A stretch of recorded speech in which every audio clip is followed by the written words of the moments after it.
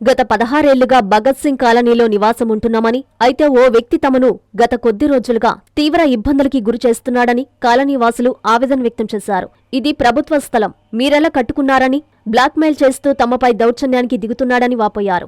ఈ సందర్భంగా కాలనీవాసులు నెల్లూరు కలెక్టరేట్లో జరిగిన ప్రజా సమస్యల పరిష్కార వేదికలో కలెక్టర్ హిమాంశు శుక్లాకు వినతిపత్రం అందజేశారు. ఆ వ్యక్తి ఆగడాలపై వెంటనే విచారణ జరిపించి తమకు న్యాయం చేయాలని వేడుకున్నారు. అనంతరం వారు మీడియాతో మాట్లాడుతూ అసలేం జరిగిందో వివరించారు. నా పేరు అబ్దుల్ ఖుద్దూస్ అండి. మాది భగత్ సింగ్ కాలనీ, వెంకటేశ్వరపురం. గడిచిన 15-20 రోజుల నుంచి ఆ భగత్ సింగ్ కాలనీలో ఈశ్వర్ నాడార్ అనే వ్యక్తి మమ్మల్ని చాలా ఇబ్బందులు పెడుతున్నాడు. ప్రస్తుతానికి ఏంటంటే మేము అక్కడ 2008లో గడిచిన 16 సంవత్సరాల క్రితం కమ్యూనిస్ట్ పార్టీ తరఫున భూ పోరాటం కింద మొత్తం కాలనీ మొత్తం కూడా 1400 ఇల్లు గడపలు ఉన్నాయి. అక్కడ ఈ 1400 ఇల్లు కూడా మన కమ్యూనిస్ట్ పార్టీ తరఫున మాకు ఇచ్చినవి. అవన్నీ అందరం ఆ సమయం నుంచి కూడా ప్లాట్లు తీసుకొని ఏదో కొంత గొప్ప కష్ట నష్టం చేసుకొని ఎవరో స్తోమత తగ్గ వాళ్ళు ఇల్లు కట్టుకుని ఉన్నారు.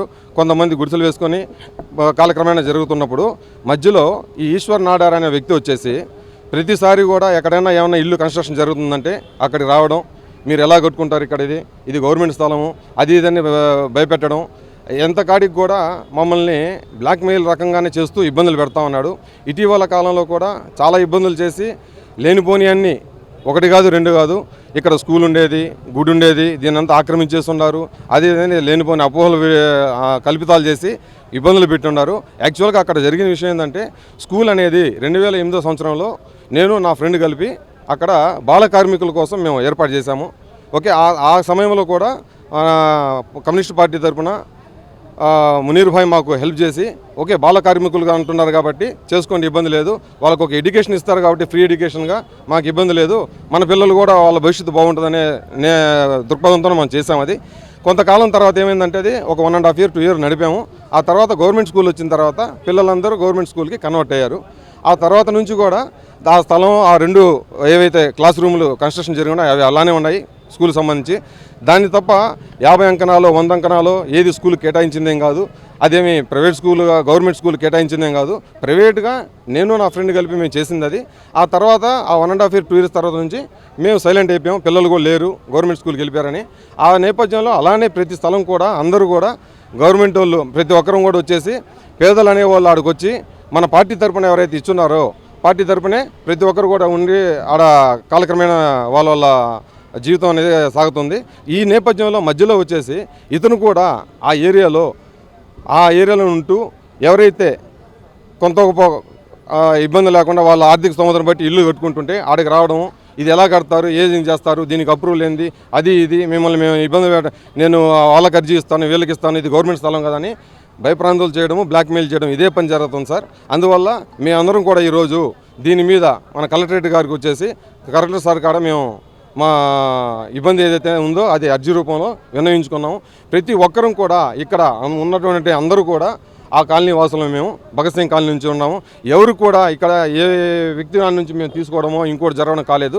స్వయంగా ఆ రోజు మనకి ఏవైతే పార్టీ తరఫున కమ్యూనిస్ట్ పార్టీ తరఫున మాకు ఇచ్చారో వాటిల్లోనే మేము ఉంటున్నాం తప్ప ఎవరెవరో ఏదేదో చెప్పి ఆయన లేనిపోని మా మీద కొత్తగా అభండాలు కలుపుతూ లేనిపోని మాట్లాడి మమ్మల్ని భయప్రాంతనాలు చేయడం తప్ప ఇంకొకటి లేదు. ఇక్కడ ఏదో ఒక మనిషి మీద కక్షపూరితంగా తను చేయడం అనేది తప్ప వేరే కనబడలేదు.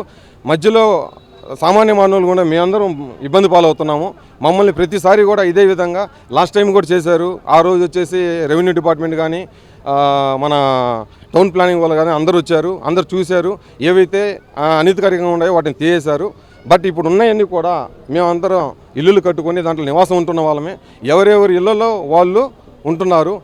బట్ ఈ రోజు కూడా ఇంకా లేదు, అవన్నీ ఆక్రమణ చేస్తారు, అది ఏదని భయభ్రాంతులు చేసి బ్లాక్మెయిల్ చేసే విధంగానే ఉన్నాడు. కానీ అతని ధోరణి మార్చుకోవట్లేదు.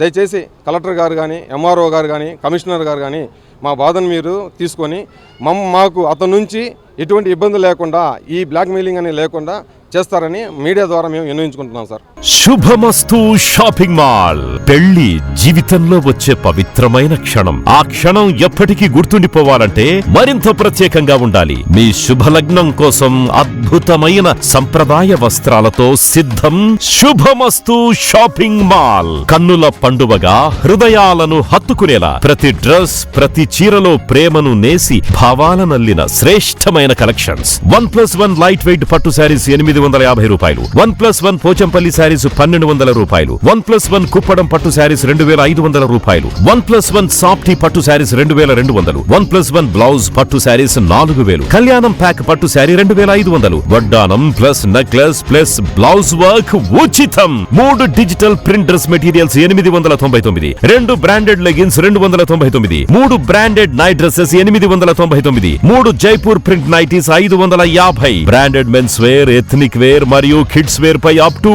50% ఆఫ్. ఇలా మీ జీవితంలోని అద్భుతమైన క్షణానికి అదే స్థాయిలో అద్భుతమైన వస్త్రాలు. ప్రతి వేడుక శుభకరం. శుభమస్తు shopping mall, VRC centre, Nellore.